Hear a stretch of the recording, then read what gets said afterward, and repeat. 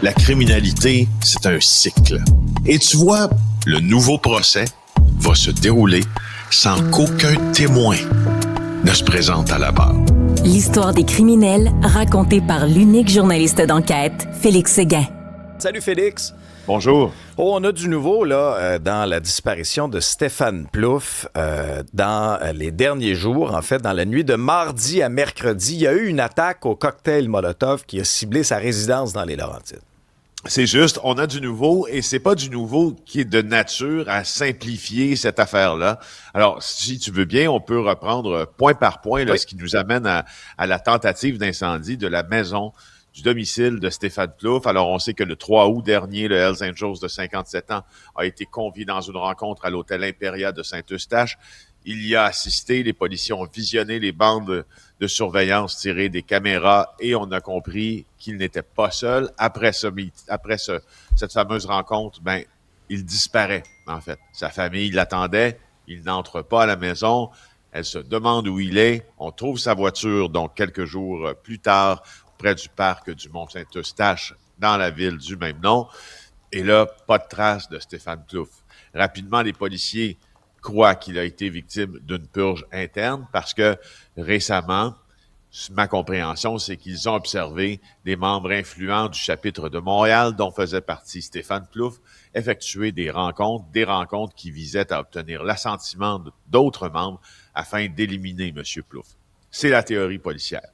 Et là, donc, hier, on apprend, en fin de journée, que la maison de Stéphane Plouffe a été visée par des incendiaires. Alors, décrivons d'abord ce qui s'est passé. Analysons qu'est-ce qui a pu se passer, mais pourquoi ça s'est passé ensuite. On est dans la nuit de mardi à mercredi.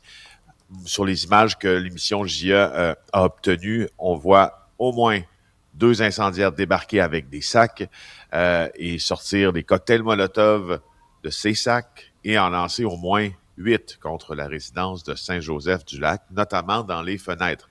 Savait-il que les fenêtres de Stéphane Plouffe étaient blindées?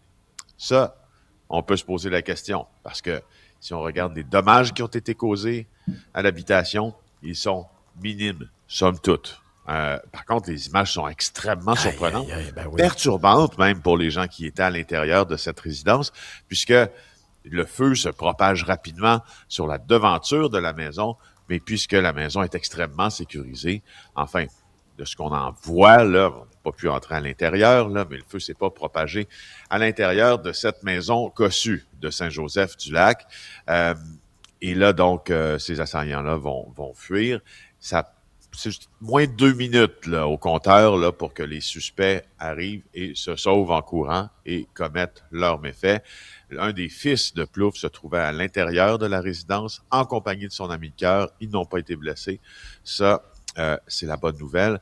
Mais la mauvaise, c'est que ça fait peur aux proches, ces affaires-là. Puis la mauvaise, c'est que même si Stéphane Plouffe, surnommé Fess, a choisi une vie de crime, c'est largement documenté par ce qu'on appelle le plumitif au Québec. Là. M. Plouffe là, a trempé dans le crime toute sa vie. Sa famille n'a pas trempé dans le crime. Elle. Puis sa famille, bon, ben là, elle est craintive, puis ça, on doit le comprendre.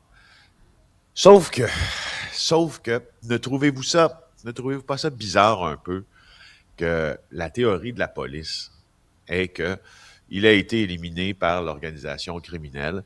Si les choses se sont passées comme on me l'indique, c'est une élimination qui, j'utilise des mots là, qui sont peut-être pas à propos, mais qui s'utilisent dans la rue, là, propre. Donc, c'est un crime qui a été, entre guillemets, bien fait, bien exécuté.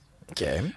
Est-ce que c'est pas bizarre que, donc, quelques jours plus tard, quelques jours après la disparition, on voit cette tentative un peu bancale, un peu amateur, avec 2 personnes qui arrivent à pied, qui partent en courant, qui lancent des cocktails Molotov sur une maison qu'ils devaient savoir blinder. N'est-ce pas? Je sais pas. Pourquoi ça? On se pose la question. T'as la même place que toi, Félix. Je comprends pas, dans la trame factuelle, pourquoi ça arrive à ce stade-ci. Tu sais, d'habitude, exemple, là, tu passes des messages avant. Là, c'est quoi le message que tu envoies à ce moment-là à la famille, Ouais, il y a peut-être Qui est il y a derrière peut-être ça? des messages que tu peux. C'est peut-être, écoute, peut-être que cet événement-là est étourdi par un groupe de Montréal qui n'a pas rapport avec l'élimination de Stéphane Ouais. Plouffe, puis qui se dit, ben, regarde, il reste de l'argent à aller chercher. Parce que Stéphane Plouffe était très riche. Peut-être qu'on va aller donc faire peur à sa famille, puis après ça, peut-être qu'on va leur faire passer un message, puis on va dire, on veut 500 000. Ça se peut. Honnêtement, ça se peut.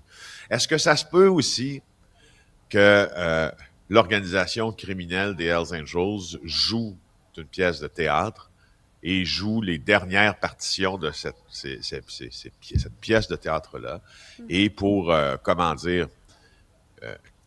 continuer à cacher son implication, ben, je sais pas, dans leur scénario, ils ont un incendie criminel chez Stéphane Plouffe pour voir qu'un autre groupe qu'eux peut-être en veut à Stéphane Plouffe.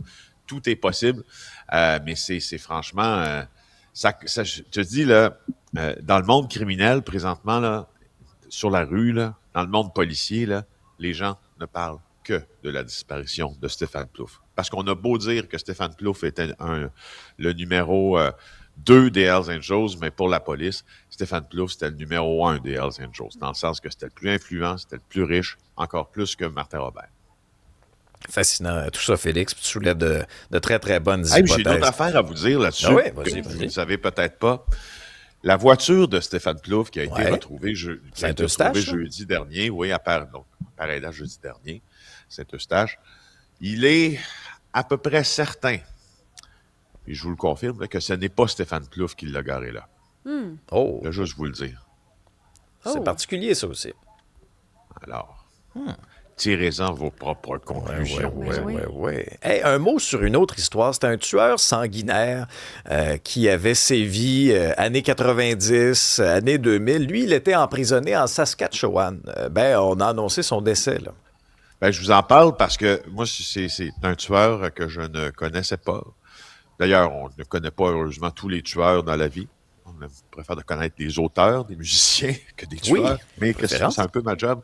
Mais Maxime Deland nous apprend le parcours de ce gars-là. Je voulais vous en toucher un mot parce que j'ignorais son existence. Et quand j'ai vu le nombre de crimes dont il a été reconnu coupable, j'ai été un peu surpris. Donc, un tueur qui, entre 90 et 2000, a assassiné 6 personnes. Il est mort en prison à Saskatchewan. Il s'appelle Steve Racine.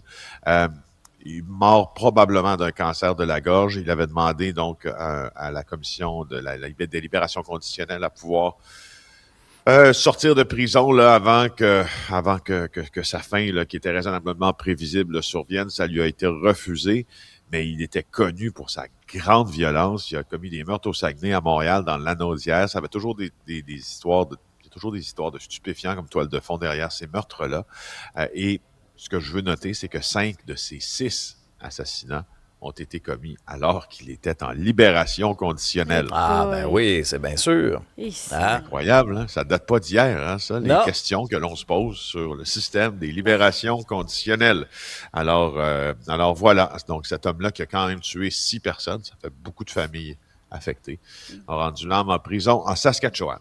La deuxième chance, Félix, la réhabilitation. Oui. Toujours. Je sais que tu vois ça, Alexandre. Ah, oui. Je veux pas briser tes rêves. Un fervent défenseur de ça. Je veux pas briser ces aspirations-là puis ces rêves. J'apprécie. Merci, Félix. Salut, là.